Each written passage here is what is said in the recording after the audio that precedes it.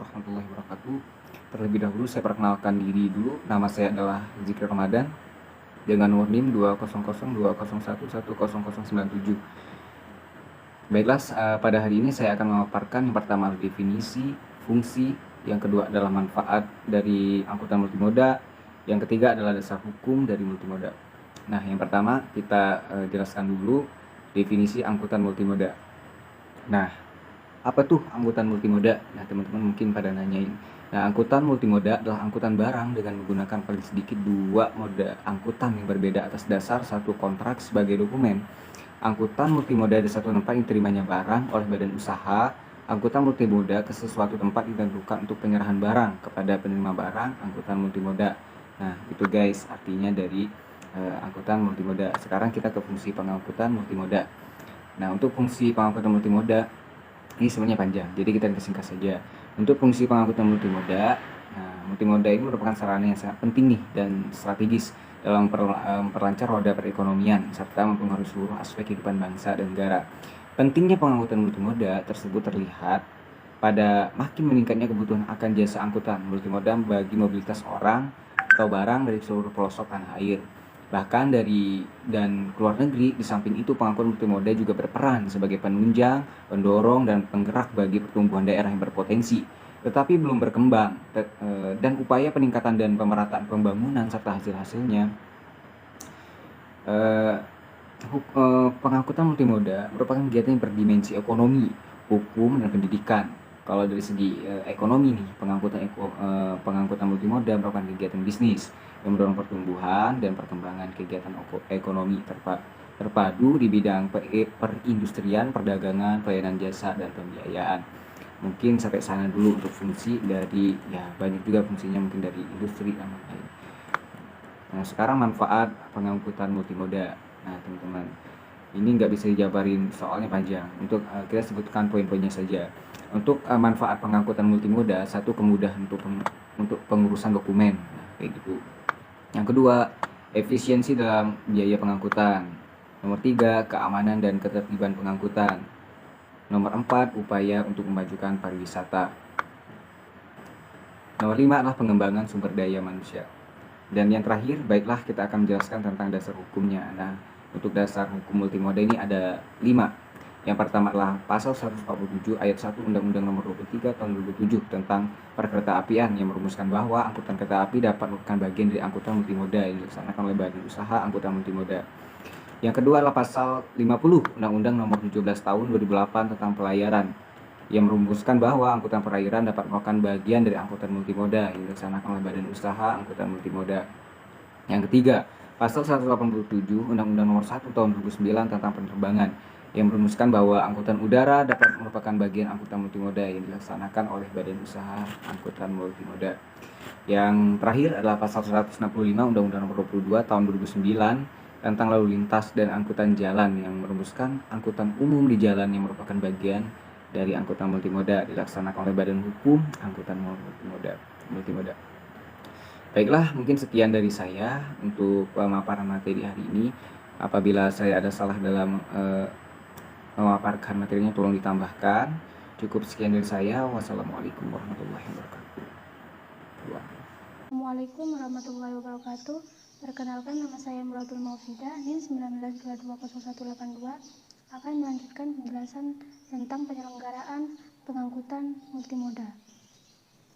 Dalam penyelenggaraan transportasi multimoda, sesuai yang disyaratkan oleh Undang-Undang Tahun 2008 tentang pelayaran, maka azas Jabotej harus dipatuhi, di mana barang multimoda yang diangkut oleh badan usaha angkutan multimoda asing setelah tiba di simpul transportasi ekspor impor untuk angkutan lanjutan wajib bekerjasama dengan badan usaha angkutan multimoda nasional yang ditunjuk sebagai agen atau perwakilan.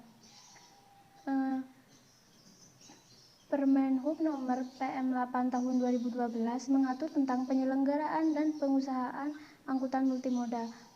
Tujuan penyelenggaraan angkutan multimoda adalah untuk mewujudkan pelayanan one-stop service dengan indikator single seamless service, yaitu single operator, single tarif, dan single dokumen untuk angkutan barang. Pengaturan penyelenggaraan angkutan multimoda dalam peraturan menteri, yaitu pertama, kegiatan angkutan multimoda. Kedua, pendaftaran badan usaha angkutan multimoda asing. Yang ketiga, pendaftaran badan usaha angkutan multimoda nasional. Dan yang keempat, pelaksanaan kegiatan angkutan multimoda asing. Kelima, dokumen angkutan multimoda. Keenam, standar trading condition. Dan yang terakhir, tata cara pemberian rekomendasi standar trading condition. Selanjutnya, kewajiban penyelenggaraan pengangkutan multimoda. Badan usaha angkutan multimoda bertanggung jawab terhadap kegiatan penunjang angkutan multimoda yang meliputi pengurusan, transportasi, pergudangan, konsolidasi muatan, penyediaan ruang muatan, dan kepabean untuk angkutan multimoda ke luar negeri dan ke dalam negeri. Dan badan usaha yang telah memiliki izin usaha angkutan multimoda itu wajib melaksanakan ketentuan yang tercantum dalam izin usaha angkutan multimoda, melaporkan secara tertulis apabila terjadi perubahan direktur utama atau penanggung jawab atau pemilik NPWP perusahaan dan domisili perusahaan kepada Menteri melalui Sekretaris Jenderal Kementerian Perhubungan. Terus melakukan kegiatan operasional paling lambat 6 bulan terhitung sejak dikeluarkannya izin usaha angkutan multimoda. Dan menempatkan surat izin usaha angkutan multimoda pada tempat yang mudah dilihat oleh pengguna jasa. Mengasuransikan tanggung jawab kegiatan penyelenggaraan angkutan multimoda yang bersangkutan, menyelesaikan tuntutan ganti rugi yang diajukan oleh pengguna jasa, melaporkan kepada yang berwajib apabila mengetahui ataupun menduga keberadaan barang yang berisi benda-benda yang dilarang sesuai ketentuan peraturan perundang-undangan, memberikan laporan kegiatan operasional minimal setiap 6 bulan kepada Menteri, melaporkan kepada pejabat yang ditunjuk Menteri setiap kali terjadi perubahan anggaran dasar paling lama 30 hari kerja setelah ada perubahan. Dan yang terakhir, meningkatkan dan mengembangkan kompetensi sumber daya manusia di bidang angkutan multimoda yang dimiliki. Dan selanjutnya, hak penyelenggara pengangkutan multimoda. Haknya itu menerima pembayaran dari pengguna jasa yang sesuai dengan perjanjian yang tertuang dalam dokumen angkutan multimoda, dan menerima informasi dari pengguna jasa mengenai kejelasan barang yang diangkut, membuka atau memeriksa barang kiriman di hadapan pengguna jasa untuk mencocokkan kebenaran informasi barang yang diangkut. Sekian dari saya, kurang lebihnya mohon maaf. Wassalamualaikum warahmatullahi wabarakatuh. Assalamualaikum warahmatullahi wabarakatuh. Perkenalkan, nama saya Muhammad Andaru Baskara, nomor NIM saya 19220113. Nah, di sini saya akan menjelaskan tentang pengangkutan pengangkutan multimoda. Di dalam PP nomor 8 tahun 2011 bab 5 pengguna angkutan multimoda pada pasal 15 menyebutkan bahwa pengguna jasa angkutan multimoda dapat dilakukan oleh orang perseorangan, kelompok orang, badan usaha milik negara, badan usaha milik daerah ataupun instalasi pemerintah.